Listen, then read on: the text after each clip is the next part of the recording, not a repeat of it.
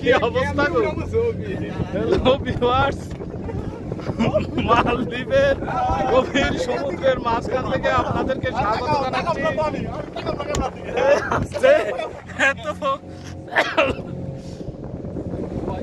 সাগরের মাঝখানে কিভাবে পড়ে যাচ্ছে মালদ্বীপ, সৃষ্টির অপরূপ সৌন্দর্য দেখতে আপনারা যারা ভ্রমণ পিপাসু তারা মালদ্বীপে একবার এসে দেখে যাবেন। কি আল্লাহর সৃষ্টি, কি সুন্দর! এখানে সাগর দ্বীপ,